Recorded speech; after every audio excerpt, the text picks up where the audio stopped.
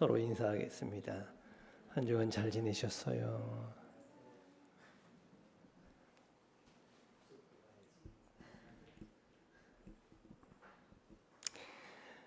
우리가 살아가면서 이런저런 소망을 품죠. 네. 우리 소망 없이는 살 수 없는 것 같아요.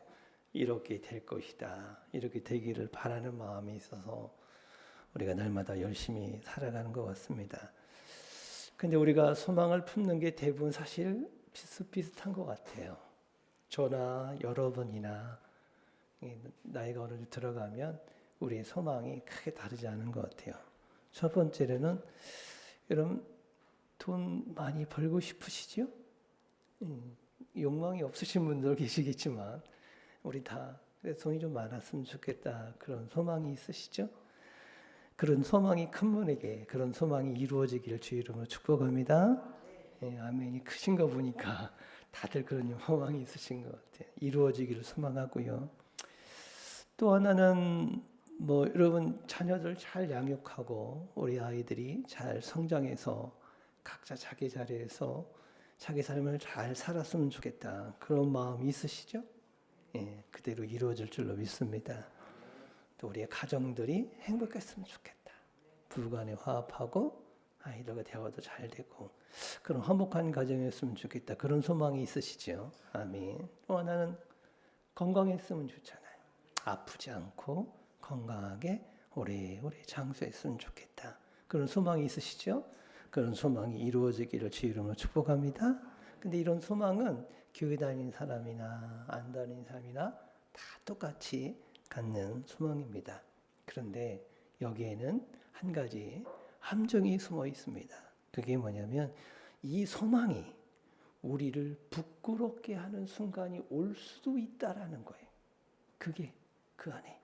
우린 다 그런 소망이 이루어졌으면 좋겠는데 이 소망을 품는 순간, 이 소망을 품은 내가 부끄러워지는 순간이 올 수 있다라는 거예요. 5절 말씀을 볼까요? 소망이 우리를 부끄럽게 하지 아니하면, 이 말을 반대로 말하면 소망이 우리를 부끄럽게 한대. 그런데 우리의 소망이 부끄럽지 않다는 얘기죠. 즉 우리가 품는 소망 중에는 우리를 부끄럽게 하는 순간이 올 수 있다라는 거예요. 우리가 돈을 많이 벌고 싶은 마음은 다 있죠. 그래서 돈을 많이 벌고 싶은 마음에 열심히 일을 하죠. 어떤 분은 투자, 쓰리잡을 뛰는 분도 있습니다. 왜 그렇게 열심히 합니까? 몸을 돌보지도 않고 왜 그렇게 열심히 할까요? 돈을 벌고 싶은 우리의 소망 때문에 그렇죠. 그러다가 덜컹 병에 걸리기도 합니다. 병에 걸리면 어떻게 돼요? 그동안에 그렇게 애쓰면서 벌어왔던 모든 돈을 어디로 해서 병원비로 다 나가죠. 병원비로 다 나가죠. 그러니까 치료라도 되면 상관없게 그 치료 안 되면 그 몸, 상한 몸 다시 그대로 살아야 돼요. 그건 어떤 마음이 들까요? 내가 뭘 위해서 이렇게 살았지? 내가 그렇게 애쓰면서 그렇게 안심해서 뛰어왔는데 내가 나조차고 그런 거예요. 나 돈 많이 벌어서 나 명품 살려고 한 것도 아니고 어떻게 하면 우리 가정이 좀 행복할까? 자녀들에게 잘해줄까? 그 좋은 마음을 가지고 이렇게 뛰어왔는데 결과적으로는 이렇게 상한 몸을 할 때 얼마나 억울하기도 하고 스스로의 삶이 부끄럽게 느껴지는 거예요. 이런 순간이 올 수도 있다라는 거죠. 그냥 투자를 하죠. 돈 많이 벌어서 외제차 살려고 한 거 아니에요. 조금 더 행복하게 살기 위한 순수한 마음에 산 거예요. 근데 이게 잃어버리게 되면 어때요? 순간 내 자신이 부끄러워지고 초라해지기 시작합니다. 자녀를 잘 양육하고 싶은 마음이 있죠. 잘 키우고 훌륭하게 하고 싶은 마음이 있죠.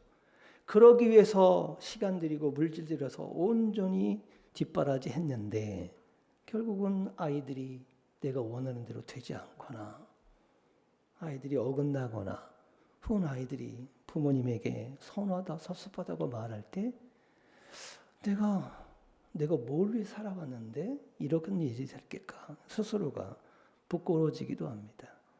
가장 중요한 건 이런 돈을 벌기 위해서 시간과 물질을 시간을 쓰고 몸을 학대하다 보니 뭘 못해요? 부부간에 대화도 약해져. 아이들과의 대화도 없어. 깊은 교제와 사랑의 시간이 점점 없다 보면 나중에 가면 화목한 가정을 꿈꿨는데 서로가 냉랭해지기 시작하고 아이들은 결혼이 필요할까? 라는 생각을 하는 거예요. 왜냐하면 우리 엄마 아빠가 결혼해서 화목하고 즐겁고 행복한 모습을 본 적이 별로 없거든. 그냥 바빠.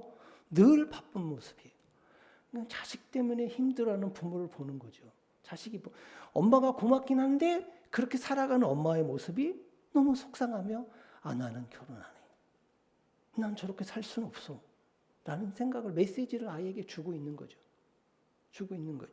그럼 나는 내가 갖는 소망이라는 게 내 욕심으로 한 건 아닌데 결과적으로 놓고 보면 참 부끄러워지는 이런 일들이 우리에게 벌어지게 됩니다. 이런 일이 당하면 절망하고 낙심하고 참 스스로의 존재 가치가 이렇게 뚝 떨어집니다. 왜 이런 일이 일어나냐면요. 우리가 갖는 이런 소망이라는 게 나쁜 건 아닌데 여러분의 소망이 나쁜 건 아닌데 이 소망의 근거가 어디에 있냐면 나한테 있기 때문에 그래요. 내가 열심히 노력하고 나의 능력과 지혜와 방법으로 성취하려고 하는 우리의 소망의 근거가 나한테 있고 세상에 있고 근데 세상이라는 게 대부분 운이 따라야 돼요. 주식 투자 해보셨잖아요. 운이에요. 누가 삼성전자하고 하이닉스 사고 싶지 않았어요. 그 운이 따라야 돼요. 저도 가지고 있었어요. 홀랑 팔아먹었지. 이렇게 올라갈 줄 어떻게 알았어? 이게 실력이냐고요. 운이죠. 그거 사고 군대 갔더라면 얼마나 좋았을까? 군복무하고 있어 지금. 왜 이렇게 올라갔냐? 얼마나 좋았을까? 다 운이잖아요. 그렇죠? 이게 실력이라 할 수 없잖아요. 어쩌면 우리의 노력과 운에 기반해서 오는 거기 때문에 그게 안 떨어지면 철저히 무너지는 겁니다. 그래서 우리의 소망이 나를 부끄럽게 하는 이유가 뭐냐? 어디에 기반하기 때문에? 나한테 기반하기 때문에 그런 겁니다. TV 프로그램 중에 요즘에는 상담도 많이 하고 수준들이 많이 올라가서 예전에 그냥 막 남녀 사랑 얘기만 했는데 이제는 드라마 주제들이 이야기들이 너무 수준이 있어서 이번 이혼 숙녀 캠프라는 게 있어요. 그게 뭐냐면 이혼하려는 부부를 데려다가 이렇게 캠프에 집어넣고 이제 상담사들이 이렇게 왜 그런지 이렇게 교정해 주는 거예요. 보셨을 거예요. 저도 처음 보고 깜짝 놀랐어요. 이게 딱 보고 어떻게 하냐면 가정의 살림살이하는 거, 살아가는 걸 이렇게 다 영상으로 다 찍어요. 근데 먼저 보여줄 때 시청자한테 뭘 보여주냐면 아내의 입장에서 이제 남편의 행동을 보여주는 거예요. 남편이 한 행동을 우리 시청자가 보는 거예요. 아내의 입장에서. 세상에 저런 놈이 있어? 저걸 어떻게 살아? 저거 이혼해야지 저거는. 막 시청자가 막 화를 내는 거예요. 저건 아니다. 저건 아니다. 저거 어떻게 저런 남자하고 살아? 막 그러거든요. 그게 끝나고 밖에서 이제 남편의 입장에서 아내 보여줘요. 그거 보고 있으면 뭐 세상에 저런 여자가 있어? 이렇게 되더라고요. 그래서 딱 보고 나면 뭐예요? 둘 다 문제가 있는 거예요. 그런데 이게 왜 갈등이 생기느냐? 자신의 입장에서 보면 상대가 잘못하고 있는 거예요. 나는 지금 가정을 위해서, 우리 모두의 행복을 위해서, 우리의 소망을 이루기 위해서 이렇게 살아가고 있는데 네가 그렇게 하지 않는다는 거예요. 그렇죠? 그러니까 모든 근거가 우리의 소망이 자신 안에 있게 되면 이거를 다른 사람을 탓하게 되고 결국 자기 자신을 탓하게 돼서 절망하게 되고 무너지게 된다는 거예요. 그래서 여러분 자신에게 소망을 둔 이 소망은 우리 스스로를 부끄럽게 할 수 있는 상황, 그런 일이 있을 수 있다는 거예요. 자, 그런데 성도들이 품은 소망은 절대로 우리를 부끄럽게 하지 않는다. 5절 다시 한번 읽을까요? 소망이 우리를 부끄럽게 하지 아니함은 우리에게 주신 성령으로 말미암아 하나님의 사랑이 마음에 부은 바 됨이라. 성도가 가진 소망, 예수 그리스도를 통해서 우리에게 주어진 하늘의 소망이고 영생의 소망이고 구원의 소망, 이게 성도에게 주어진 소망인 줄로 믿습니다. 이 소망은 하나님이 나와 함께 하신다는 확신, 또 하나님이 나를 향한 계획이 변함이 없다는 확신, 이것에 근거해서 우리가 소망을 갖는 거거든요. 그렇기 때문에 우리의 소망이 흔들리지 않는 이유가, 우리 소망의 근거가 뭐예요? 하나님의 약속, 하나님의 말씀. 그렇죠? 이것에 근거해서 내가 소망을 갖기 때문에 내 상황이 어떠하든 흔들리지 않고 변함이 없고 우리를 부끄럽게 하지 않는다는 거예요. 여러분, 믿음 안에서 하나님이 여러분에게 준 소망이 있고 그 소망이 마음속에 있다면 그 소망은 여러분을 절대로 부끄럽게 하지 않습니다. 사라는 분명히 하나님이 아들을 준다고 했는데 아들이 나지 않잖아요. 그런데 이미 그러면 사람들한테 말도 못했을 거예요. 야, 하나님이 우리 신랑을 통해서 신랑한테 하나님이 약속하셨대. 네 자손이 하늘의 별과 같이 많아진다고 그렇게 자랑했을 거예요. 근데 시간이 지났는데 경수도 끊기고 이제 아기 날 때가 다 지났는데 그 얘기를 할 수 있겠어요? 쪽팔려서 어떻게 얘기해? 아무 말도 못해죠. 어떻게 하겠어요? 그 약속을 했는데 이루어지지 않았잖아요. 그런데 90세에 되어서 이삭을 낳아요.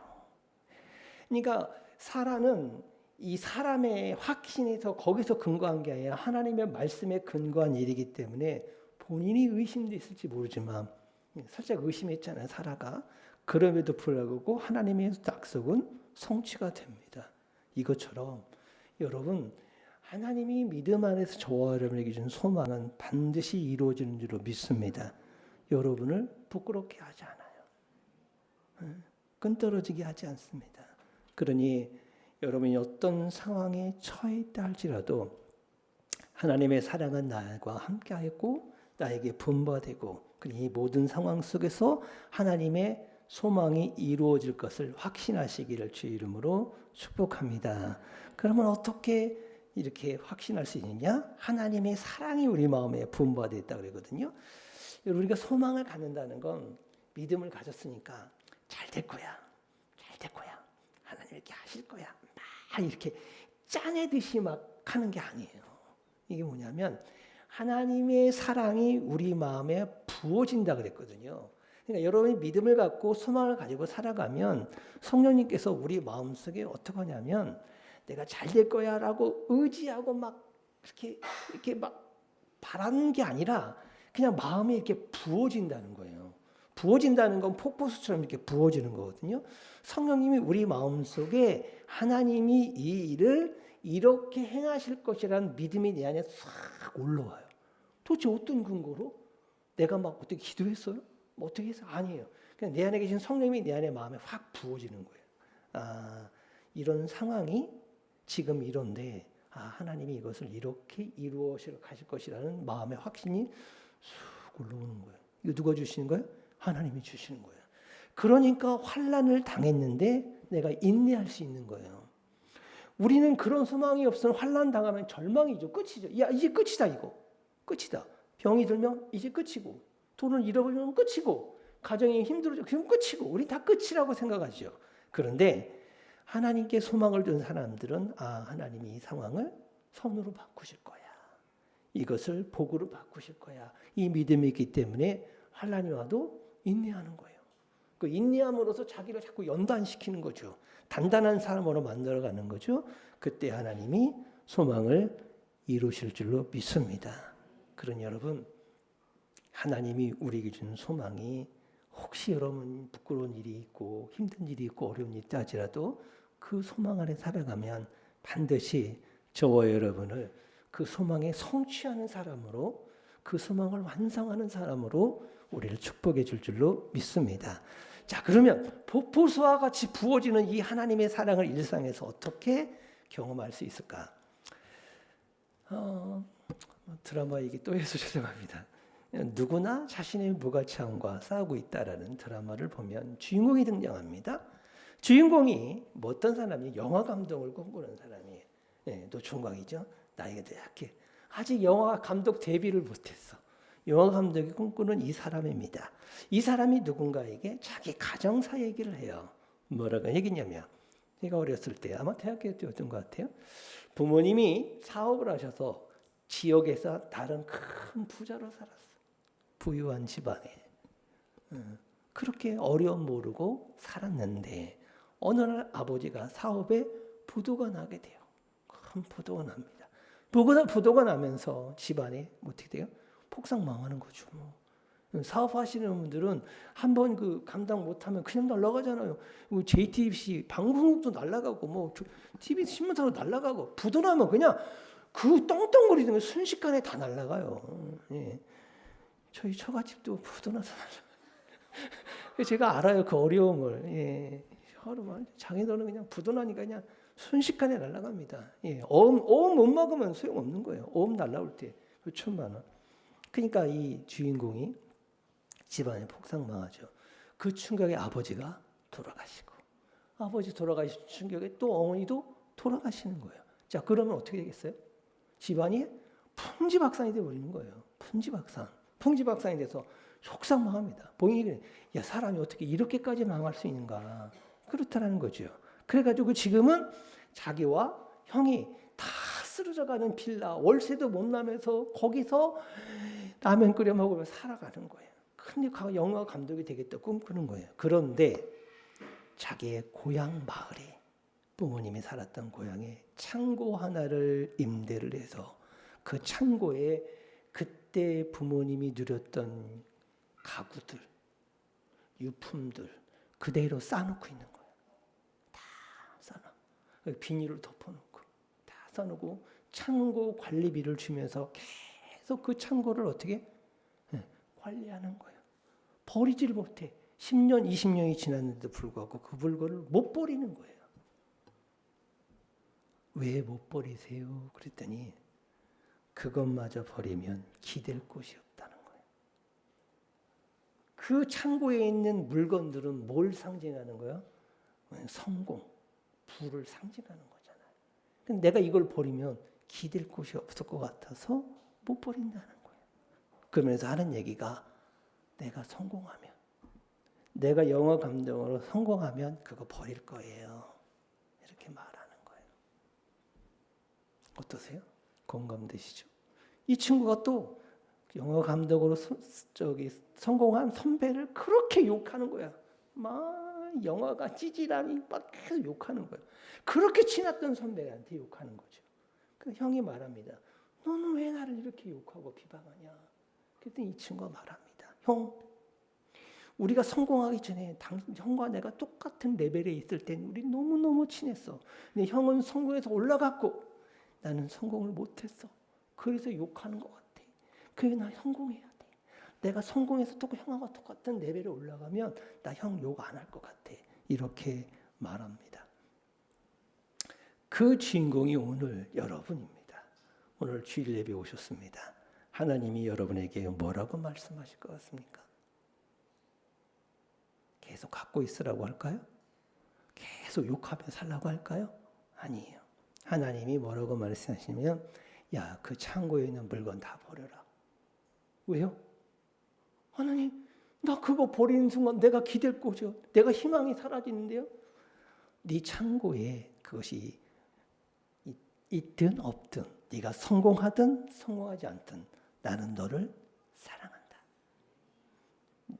너를 향한 나의 계획과 나의 마음과 내 뜻은 변함이 없다. 이렇게 말씀하셔요. 이 하나님의 사랑을 깨닫는 순간 어떻게 할 수 있을까요? 영화 감독을 대비하지 않아도 그 창고에 있는 물건을 버릴 수 있을 줄로 믿습니다. 여러분 마음속엔 뭘 담아놓고 있어요? 예? 뭘 꼭꼭 담아놓고 버리지 못하고 있습니까? 그게 과거의 상처든 옛날에 어떤 거든 그거 여러분 버리세요. 하나님의 사랑을 받게 되면 그거 다 버릴 수 있는 줄로 믿습니다. 아멘. 근데 우린 흔히 이런 생각을 해요. 하나님의 사랑이 나한테 막 부어주니까 우리의 소망은 흔들리지 않아 이렇게 말할 때 하나님의 소망이 마음에 부어준다는 얘기는 내가 원하는 것이 이루어질 때 그렇게 생각해요. 뭐 돈이 좀 많이 벌리고 그러면 하나님의 사랑이 나한테 늘 부어진다고 말하고 우리 자녀들이 좋은 대학을 가고 좋은 직장에 가고 일취월장할 때 하나님의 사랑이 내한테 막 부어지고 계셔요. 이렇게 생각하고 가정이 화목하고 싸움이 없고 그럴 때 하나님의 사랑 우리 가정이 충만하구나 이렇게 생각하고 아프지 않고 건강하면 하나님의 사랑이 나한테 충만히 부어진다고 생각합니다. 그렇죠. 좋을 때 우린 좋을 때 하나님의 사랑이 나한테 부어진다고 생각합니다. 그런데 오늘 성경에는 정확하게 하나님의 사랑이 언제 우리에게 부어지는지 말씀합니다. 8절 다 같이 시작.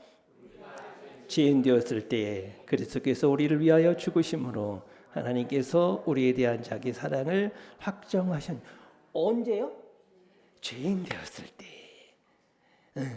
우리가 죄인일 때 하나님이 우리를 향한 하나님의 사랑은 예수 그리스도 십자가를 통해서 우리를 사랑하셨다는 거예요. 그래서 하나님의 사랑은 우리가 성공했을 때가 아니라 우리가 죄인 되었을 때, 우리가 실수했을 때, 우리가 넘어졌을 때, 우리의 소망이 다 끊어졌을 때, 어쩌면 병들었을 때, 내가 생각한 대로 이루어지지 않을 때, 그때 하나님의 사랑은 끊임없이 우리에게 부어지고 있는 줄로 믿습니다. 그래서 성도는요, 아무리 우리의 세상의 소망이 이루어지지 않는다 할지라도 이루어지는 거예요. 말씀을 준비하면서 마음에 이렇게 스스로가 위로받고 말하기 자존심 상하는 것이 하나 있어요. 이런 얘기는 하지 말아야 되겠다. 늘 설교할 때마다 다짐을 하는데 꼭 강단에 올라오면 이런 얘기를 하게 되더라고요. 속상한 마음이 있습니다. 지난주 우리 부흥대성 했잖아요. 그 강사 목사님 다 은혜 받으셨죠? 은혜 받는데 저는 은혜를 못 받아요. 목사님 저는 은혜가 안 돼. 찔리거든. 나는 그렇게 못한 사람이잖아. 죄송한데. 내내 강사님 막 설교 성도들이 은혜 받고 아멘 하는데 마음에 늘 이렇게 불편해. 왜냐하면 그분을 제가 잘 알거든요. 전서 때부터 같이 사역했고 그 친구 시골에도 잘 나갔어요. 저도 어린이 사역도 나름 잘하고 유명하고 그 친구도 거기서 잘하거든요. 어느 순간 그 친구는 큰 교회 담임 목사님에서 막 그렇게 하고 다니고 있고 저는 조그만 교회 담임 목사라고 있어. 그러니까 내 마음이 불편해. 이런 소리 안 하려고 했는데 이런 설교는 안 하려고 했는데 그건 내 안에 자책감이 안 들겠냐고요. 내 안에 나를 비방하는 소리가 안 들겠냐고요. 나도 어떤 걸 꿈꿨는데 나도 어떤 걸 기대했는데 나는 이루어지지 않고 누군가는 이룬 삶을 살고 있는 것 같고 그런 내 안에 어떤 마음이 들겠습니까? 그렇죠? 이 말씀을 준비하면서 설교 준비도 잘 안 되고 말씀이 막 착착착 이어지지도 않는데 그냥 마음에 그냥 어떤 생각이 쑥 마음에 올라오는 거죠. 어쩌면 이 상황이 내 상황이 아닌가? 그런 생각이 들었어요. 토니의 이름은 하나님의 은혜가 가운데 또 이렇게 확 채워줄 수 있어요. 그렇죠? 그런 마음이 듭니다. 그래서 여러분이 혹여나 내가 누군가에 비교해서 스스로가 지금 내 뜻대로 생각대로 내가 계획한 대로 소망이 이루어지지 않는다고 했을 때 너무 세상에 비난하는 소리나 또 스스로가 자책하는 소리 할 때 여러분 넘어지지 마십시오. 그것이 어떤 상황이든 하나님은 우리를 향한 사랑은 절대로 끊어지지 않습니다. 그 사랑을 믿기 때문에 우리 설 수 있는 거잖아요. 그 사랑을 내가 알기 때문에 우리가 살아갈 수 있는 거죠. 이 사랑을 맛본 사람들은 무엇이 이루어지느냐, 이루어지지 않느냐, 비교가 아니라 내 있는 그 자리에서 하나님의 부르심의 그 뜻과 그 모든 것이 협력해서 선을 이룰 것이라는 확신으로 살아갈 수 있는 줄로 믿습니다. 그런 여러분, 하나님이신 여러분의 소망 가운데 흔들리지 마시고 믿음으로 살아가시길 주의 이름으로 축복합니다. 이 믿음이 흔들리지 않으려면 어떻게 하셔야 돼요? 이 소망이 흔들리지 않으려면 예배하고 기도하고 믿음 생활 잘 하셔야 돼요. 여러분이 믿음 생활을 잘 안 하면 여러분 마음속에 있는 소망이 자꾸 흔들리게 돼 있어요. 믿음 생활인 게 뭐예요? 교회는 여러분의 소망의 싹을 점점 키우는 곳이거든요. 예배에 성실하지 않으면 여러분이 아무리 큰 소망을 가졌어도요, 흔들려요. 그러니까 늘 예배함으로 하나님 말씀을 듣고 찬양하고 기도함으로 여러분 마음속에 있는 소망을 점점 크게 키우십시오. 소망이 커지면 세상에 이런저런 일이 당했을 때 그 소망의 그늘 밑에 다 들어오게 돼 있어요. 그러니까 내 소망으로 다 덮어요. 어떤 일을 봐도 다 소망으로 덮는 거죠. 이게 큰 사람이 되겠죠. 우리 연속교 성도들이 교회 뿌리를 깊게 내리고 예배를 통해 영혼을 공급하고 부끄럽지 않은 소망으로 살아갈 수 있는 우리 연속교 성도 다 되시기를 주님의 이름으로 축복합니다. 아멘. 주 안에 기쁨이 있네. 주 안에 살자. 주 안에 평안이 있네. 주 안에 소망이 있네. 우리 찬양합니다.